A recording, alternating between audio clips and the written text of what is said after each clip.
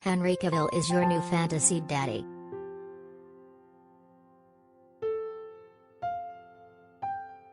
The former Superman continues his quest-warming dragon-loving folks' hearts as stoic monster hunter Geralt of Rivia in the second 8-episode season, streaming Friday, out of 4, of Netflix's enjoyably bingeable The Witcher series.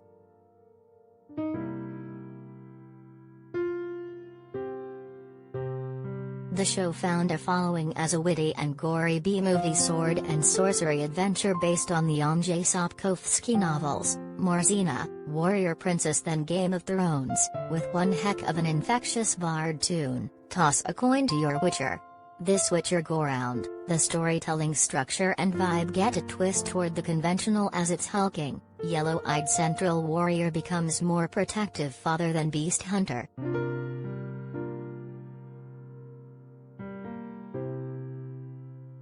Red Notice, Squid Game top new hours watched metric.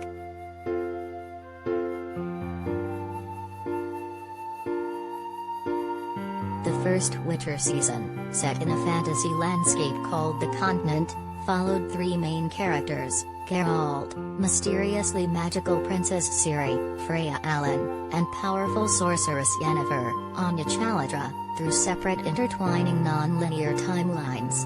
They finally coalesced in the season finale as Geralt, tied by destiny to Ciri, finally meets this young girl with the power of foresight, and Yennefer, Geralt's quarter-elf love interest caught in the middle of a war, disappears after wiping out an army using flame magic, which is quite the no-no.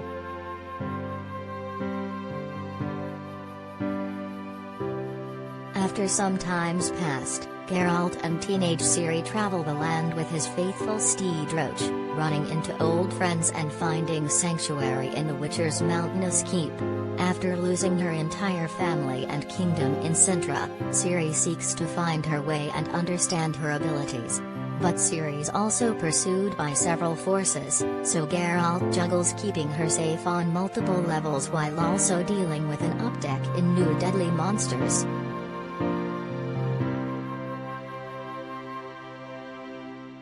New seasons of Emily in Paris, Queer Eye.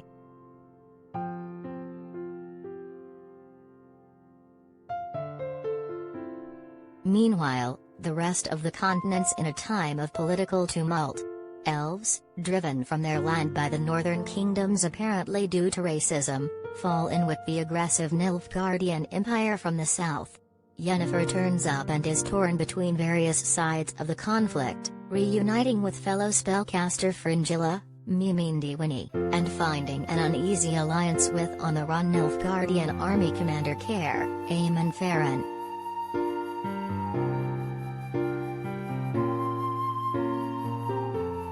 The shift to everyone being in the same time and space eliminates a lot of exposition, as we know the main Witcher personalities now, and the series builds out its mythology as more of a usual fantasy show. Everything's played a lot straighter, and it's missing the hot-blooded camp quality the series initially embraced.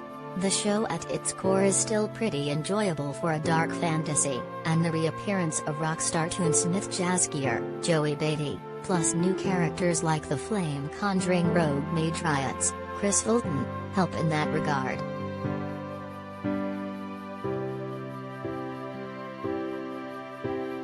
Yennefer, a hunchbacked girl turned into a sexy witch in return for giving up the ability to conceive, was by far the most interesting personality of the first season, though she takes a back seat in the second.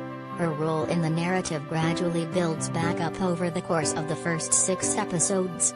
Instead, the focus is more on Ciri's journey. There's a familiar coming-of-age element, but Allan shines as a youngster trying to figure out her own agency versus prophesied destiny, all while surrounded by large wingbat monsters, cursed boar dudes and other weirdness.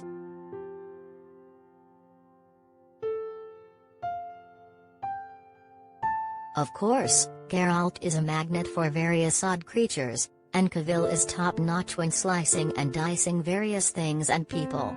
It's the quieter moments, however, like when Geralt's having a heart-to-heart dad chat with Ciri, that the actor gets to showcase the beating heart of a guy who's not supposed to have a human side.